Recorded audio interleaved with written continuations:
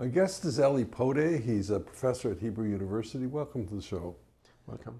Elie, I would say, and don't be modest about this, that you're one of the foremost experts on Israeli-Arab and really the Arab relationship with Israel. And so I want to explore that in depth with you because it's very important to the peace process. If we went around the countries around Israel, which is most important now for the peace process? Because Egypt seems to not be the same player as it once was. Is that correct?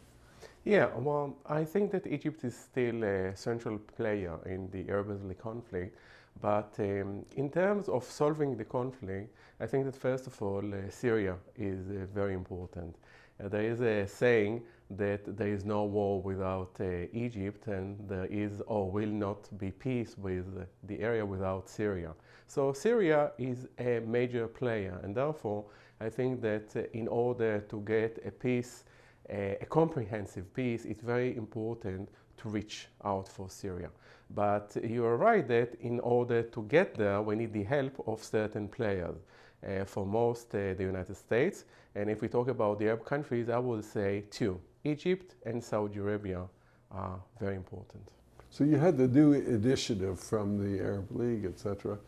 It seemed to play a big important role and then sort of fade from the scene. Is it underground, continuing to play a role? I'm not sure. This is a very important question because I've done some research on the Arab Peace Initiative, and in my mind it constitutes a missed opportunity by Israel. I think that Israel didn't really grab the opportunity. As I see it, I think that the Arab world, in general speaking, went through a very important change. And the Arab Peace Initiative offers Israel a comprehensive peace with all the Arab countries for certain conditions. Israel didn't really grab when it was launched. It was in 2002. And at that period, there was the Al-Aqsa Intifada with the Palestinians and terrorist acts. So it was very hard for the government to take the initiative. But nevertheless, I mean, until 2007, it was firmly on the agenda. And Israel could seize the opportunity and make much more than it did. Now, with the new Israeli government, the right-wing government, I don't really see any prospects in moving ahead with the Arab Peace Initiative. So in that respect, I don't see it any longer as a viable option to solve the conflict right now. Well, you described it as a missed opportunity. Did you mean that they should have accepted or accepted as a starting point or accepted it as a discussion point where they respond and say, oh yeah, that's okay, but we can't do Jerusalem, we can't do refugees, but we welcome. What was your appropriate response that you'd consider? Okay. Obviously, Israel could not accept it as is. And I don't think it was take it or leave it suggestions. I think that was in any bargain or any negotiations, you start from a certain point. Now, you can either reject it completely, either accept it, or you can say something in the middle. I think that Israel should have adopted something in the middle of the road, saying, in principle, I agree that this is very important and we agree to a certain point, but we have certain reservation. I mean, there is the very important clause regarding the Palestinian refugee issues. So many Israelis, the decision makers, they seem not to accept this specific clause.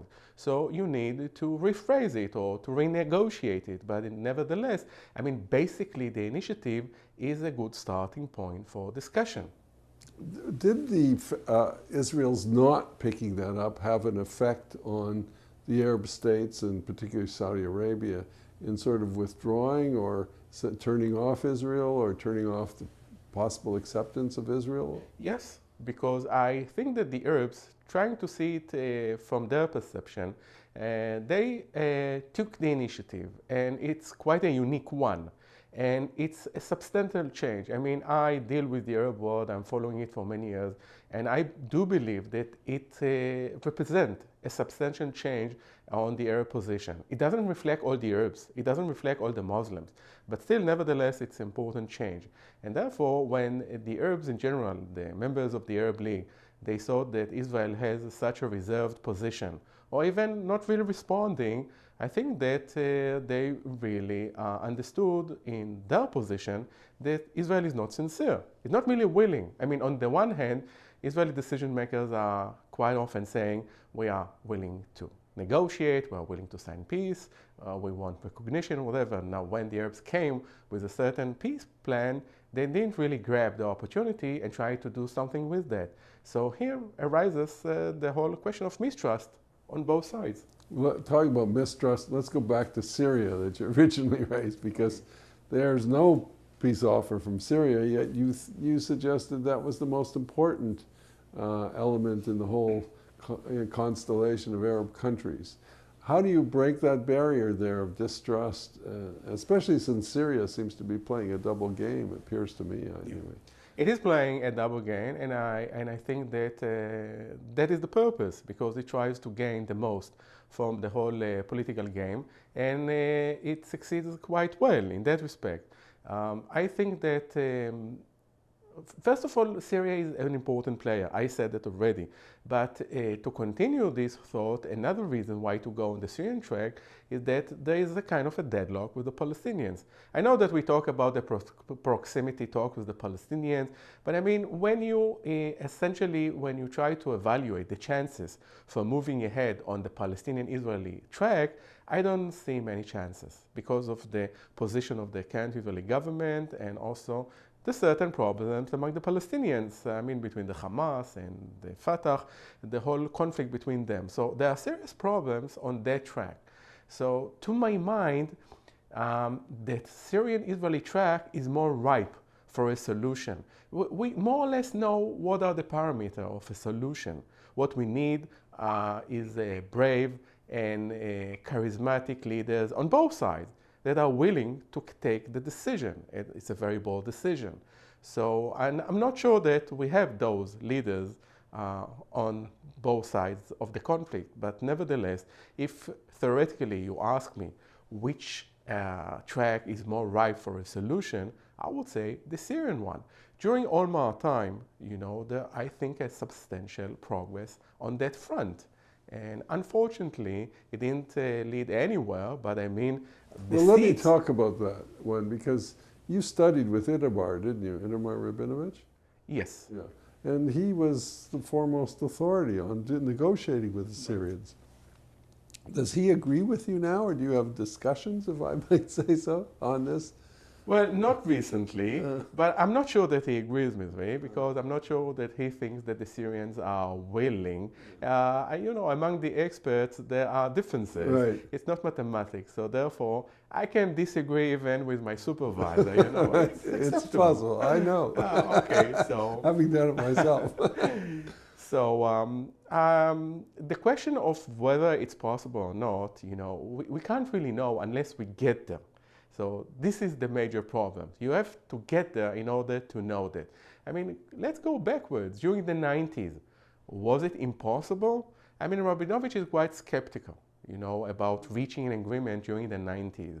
But I'm not sure. I mean, at the end of the 90s, during the Barak period, I mean, there was at least one opportunity that an agreement was almost signed. Yeah, it was very close. Barak. Yeah, it was very close. Yeah. And it was Barak at the last moment who was very much afraid probably of the Israeli audience and the response. So to say that it was an option, I very much fear that it was another missed opportunity at the end of the 90s. And there's been a lot of them, as you documented. Well, I'm trying now to analyze it in a more academic way, and hopefully I'll come with some conclusion. But the bottom line is obviously that there is not only one party to be blamed for. We are talking about a conflict, and in a conflict you have at least two parties, and every one of them can be blamed for in that or that occasion. So. Okay, last minute, very short. How do you separate the Syrian and Iranian, as Iran is the backer of Syria? Okay. My thinking about the subject is as follows. I know that sometime during the discussions, the indirect discussion maybe between the Israelis and the Syrians through the Americans, the Israeli former position is that one of the conditions is that the Syrians have to disengage themselves from the Iranians. Now, I think that putting such a precondition is very problematic, because you don't bring to the negotiations preconditions. You start without any conditions.